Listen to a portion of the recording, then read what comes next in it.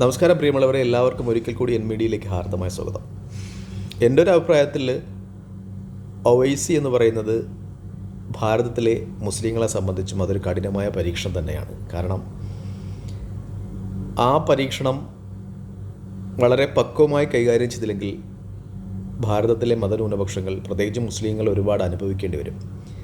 കാരണം സംഘപരിവാർ ആയുധം നഷ്ടപ്പെട്ട് നിൽക്കുന്ന അവസരങ്ങളിലൊക്കെ തന്നെയും അവർക്ക് മതന്യൂനപക്ഷങ്ങളെ പ്രഹരിക്കുവാനുള്ള ഉപാധികൾ ഇട്ട് കൊടുക്കുന്ന ഒരു വടിയാണ് ഒവൈസി.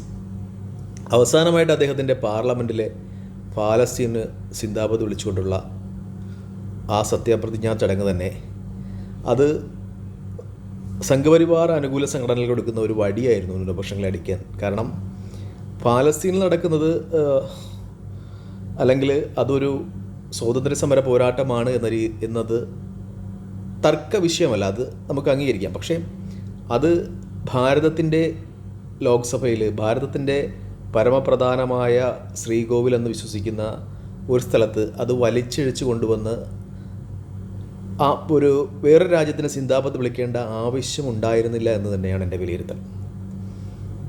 അദ്ദേഹത്തിൻ്റെ പല പ്രസ്താവനകളും പരാമർശങ്ങളും മിക്കപ്പോഴും സംഘപരിവാരത്തിന് അനുകൂലമായി തീരുന്ന സംഭവങ്ങളാണ് ഉണ്ടായിട്ടുള്ളത്. പ്രത്യേകിച്ചും BJP ലോക്സഭാ ഇലക്ഷനിൽ അമ്പയെ പരാജയപ്പെട്ട്, ശ്രീരാമക്ഷേത്രം ഉൾപ്പെടുന്ന ഫൈസലാബാദിൽ തന്നെ BJP പരാജയപ്പെട്ട്, ഹിന്ദുത്വത്തിൻ്റെ തീവ്രഭൂമിയായ UP-യിൽ കോൺഗ്രസിനും സമാജ്വാദി പാർട്ടിക്കും പിന്നിലായി മാത്രം സ്കോർ ചെയ്ത് നിൽക്കുന്ന ഒരവസരത്തിൽ BJPക്ക് മതന്യൂനപക്ഷങ്ങളെ അടിക്കുന്നതിന് വടി കൊടുക്കുന്നതിന് തുല്യമാണ് അസദുദ്ദീൻ ഒവൈസിയുടെ ഇത്തരം പ്രസ്താവനകളെന്ന് തന്നെയാണ് എൻ്റെ അഭിപ്രായം. അദ്ദേഹത്തെ പോലെ തന്നെ ആസാമിലെ വേറൊരു അത്ര വിൽപ്പനക്കാരനുണ്ട്, ബദറുദ്ദീൻ. അദ്ദേഹവും ഈ ഇലക്ഷനിൽ പരാജയപ്പെട്ടു, കോൺഗ്രസിലെ സ്ഥാനാർത്ഥിയോട് പരാജയപ്പെട്ടു. അപ്പോൾ മതന്യൂനപക്ഷങ്ങൾക്കൊക്കെ അത് മനസ്സിലായി വരുന്നുണ്ട്. കാരണം ഇവർക്കൊക്കെ വോട്ടിട്ട് BJP വിരുദ്ധ വോട്ടുകൾ ഭിന്നിപ്പിച്ച് അത് മതേതരത്വ സ്വഭാവമുള്ള കോൺഗ്രസ് ഉൾപ്പെടുന്ന സംഘടനകളെ പരാജയപ്പെടുത്തുന്നതിന് കാരണമാകും എന്ന തിരിച്ചറിവ് മതന്യൂനപക്ഷങ്ങൾക്കുണ്ടാവുകയും അവർ കോൺഗ്രസ് ഉൾപ്പെടുന്ന മതന്യൂനപക്ഷങ്ങൾക്ക് വോട്ടിടുകയും ചെയ്തിട്ടുണ്ട്. അതുപോലെ തന്നെ ഉത്തരേന്ത്യയിൽ തീവ്ര ഹിന്ദുത്വത്തിൻ്റെ പാത വിട്ട് ഹിന്ദുക്കളും ഒരു സെക്കുലറായ രീതിയിൽ ചിന്തിക്കുവാൻ തുടങ്ങിയിട്ടുണ്ട്. BJPക്ക് തിരിച്ചടി ഉണ്ടായി തുടങ്ങിയിട്ടുണ്ട്. അപ്പോൾ മതം ഒരു ഉപാധിയായി കണ്ട് അധികാരത്തിൽ എത്തുവാൻ ശ്രമിക്കുന്ന ആസാമിലെ അത്തർ വിൽപ്പനക്കാരൻ ബദറുദ്ദീനും തെലങ്കാനയിലെ ഒവൈസിക്കും BJP സംഘപരിവാരങ്ങൾക്കും കിട്ടിയ കനത്ത തിരിച്ചടിയായിരുന്നു ഈ തിരഞ്ഞെടുപ്പ്. അതിൻ്റെ വിധി ഉൾക്കൊണ്ട് തന്നെ ഒവൈസിയും സംഘപരിവാരങ്ങളും ഒക്കെ ജനാധിപത്യ മതേതര രീതിയിൽ മുന്നോട്ട് പോകണമെന്നാണ് എനിക്ക് പറയുവാനുള്ളത്.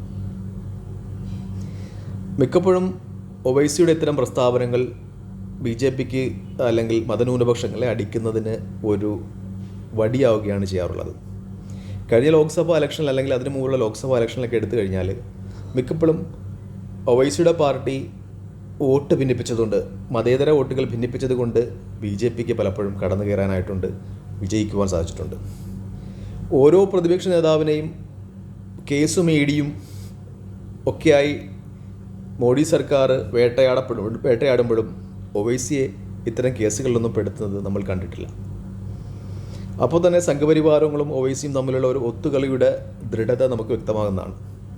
ഒരു ഭാഗത്ത് മുസ്ലിം തീവ്രവാദം പറഞ്ഞ ഒവൈസിയും മറുഭാഗത്ത് ഹിന്ദു തീവ്രവാദം പറഞ്ഞ സംഘപരിവാര സംഘടനകളും ജനങ്ങളെ ഭിന്നിപ്പിക്കുകയും, എന്നാൽ നമ്മുടെ സന്ദേശ സിനിമയിൽ ശങ്കരാടി പറയുന്നത് പോലെ ഒരു അന്തർധാര നിലനിൽക്കുകയും ചെയ്യുന്നുവെന്നാണ് എൻ്റെ വിലയിരുത്തൽ.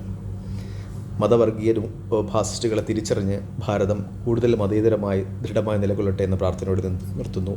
നന്ദി, നമസ്കാരം, ജയ് ഹിന്ദ്.